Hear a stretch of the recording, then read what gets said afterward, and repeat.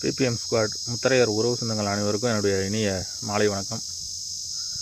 இந்த காணொளி வாயிலாக முத்தரையருக்கான ஒரு இடம் அதிமுகவில் எப்போதுமே நிரந்தரமாக வெற்றிடமாக இருந்து வருகிறது. அதை நமது சமூக பெரியவர்கள் பயன்படுத்தி கொள்ள தயங்குகிறார்கள்.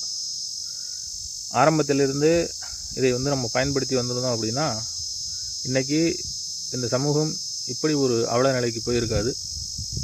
எதுக்காக சொல்கிறேன் அப்படின்னா, அன்றைக்கி கட்டுரையிலே எழுதியிருந்தேன். செங்கோட்டையன் அவர்கள் அந்த சசிகலா, டிடிவி, ஓபிஎஸ் இவர்கள் மூவரையும் அதிமுகவில் இணைக்க வேண்டும் என்று 10 நாள் கெடு விதித்திருந்தார்.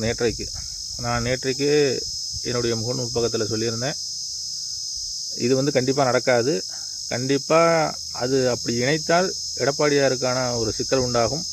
அங்கே அவருக்கான முக்கியத்துவம் குறையும் என்பதால் இவர்களை இணைப்பதற்கான வாய்ப்புகள் மிக மிக குறைவு.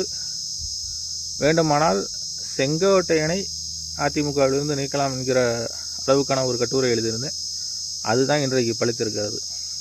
எதுக்காக சொல்கிறேன் அப்படின்னா, சசிகலா, டிடிவி, ஓபிஎஸ் இவர்கள் மூவரும் சேர்ந்தாலும் கூட ஒரு பெரிய ஓட்டு வங்கி கிடையாது. ஆனால் அந்த சமூகத்தை சார்ந்தவர்கள் அவர்கள் இல்லாவிட்டால் அதிமுக பெரிய தோல்வியை தழுவிவிடும் என்பது போல ஒரு கட்டமைப்பை கட்டமைத்து வருகிறார்கள். இதை ஏன் எதுக்காக சொல்கிறேன் அப்படின்னா, நமது சமூகம் மத்திய மண்டலத்தில் மட்டும் இல்லாமல் தென் மண்டலம் முழுக்க, மத்திய மண்டலத்தில் அடர்த்தியாகவும் தென் மண்டலங்களில் ஒரு சில இடங்களில் அடர்த்தியாகவும் பிற தொகுதிகளில் கணிசமான அளவிலும் இருக்கிறோம். இப்படி இருக்கிற ஒரு சமூகம் அரசியல் எழுச்சியே இல்லாமல் இங்கே தனித்து நின்றுக்கிட்டு இருக்கோம். ஆனால் ஒரு சிறுபான்மை சமூகத்தைச் சேர்ந்தவர்கள் எவ்வளவு ஒரு வீரியமாக தங்களுடைய அரசியல் நகர்வுகளை நகர்த்துகிறார்கள் என்பதை நம்மவர்கள் புரிந்து கொள்ள வேண்டும். இதையே இப்போ புதுக்கோட்டையில் விஜயபாஸ்கரை வச்சோ இல்லை வேறு தொகுதியில் உள்ள அந்த சசிகலா, டிடிவி அவர்கள் சமூகத்தைச் சேர்ந்த ஒரு அதிமுக காரரை வைத்து இந்த செங்கோட்டையன் செய்த இதே நிகழ்வுகளை அவர்கள் செய்திருந்தால் இது ஜாதி ரீதியாக போய்விடும் என்பதாலேயே இவர்கள் இன்றைக்கு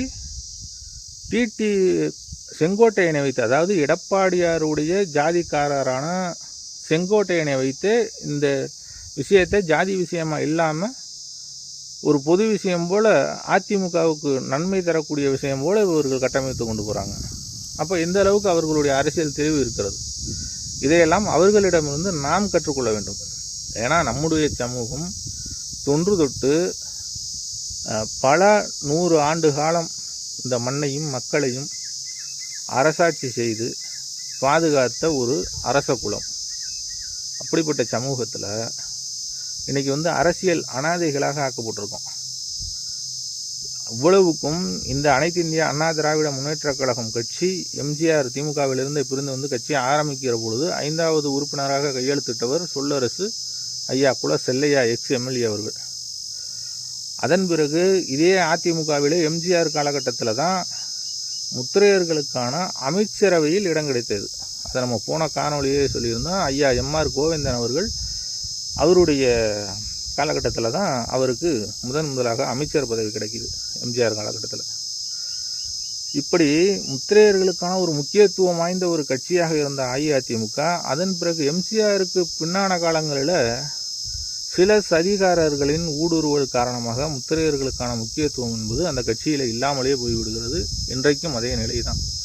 ஆனால் இப்போ உள்ள சூழ்நிலையில் நமக்கான வெற்றிடம் அங்கே இருக்கிறது.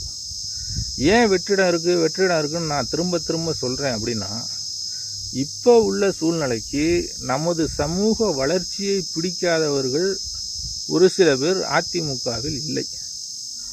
அதை நம்ம தெளிவாக உள்வாங்கிக்கணும்.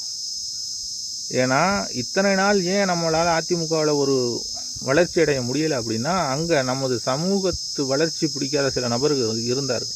அவர்கள் இப்போது அங்கு இல்லை. அதனால்தான் நமது தேவையும் நமக்கான வளர்ச்சியும் அதிமுகவிலே நிறைய இருக்கிறது. இதை நமது சமூக பெரியவர்கள் தயவு செய்து இந்த முறை பயன்படுத்திக்கணும். ஏன்னா நான் கடந்த நாடாளுமன்ற தேர்தல் போதே சொன்னேன். அதுக்கு முன்னாடியே அண்ணன் கே. செல்வகுமார் அவர்கள் மதுரையிலே மாநாடு போட்டு ஐயா எடப்பாடியார் அவர்களை வைத்து வரவழைத்து பேசினார்கள். அப்போதிருந்து அதை விட்டு விடாமல் தொடர்ந்திருக்கலாம். அதையும் அவர் செய்யவில்லை. இப்போதைக்கு 2 பெரிய அமைப்புகள் அதிமுகவிற்கு எடப்பாடியார் அவர்களுக்கு சப்போர்ட் பண்ணியிருக்காங்க. அது சப்போர்ட்டோடு நிற்கக்கூடாது. அடுத்த நகர்வுகளை நோக்கி வளரணும் என்பது தான் என்னுடைய தனிப்பட்ட வேண்டுகோள். இதில் நம்ம யாரையும் குறை சொல்லணும்னு எந்த அவசியமும் இல்லை. நமக்கான வெற்றிடம் இப்போது இருக்கிறது. இதை சரியான முறையிலே நாம் பயன்படுத்தி கொள்ள வேண்டும்.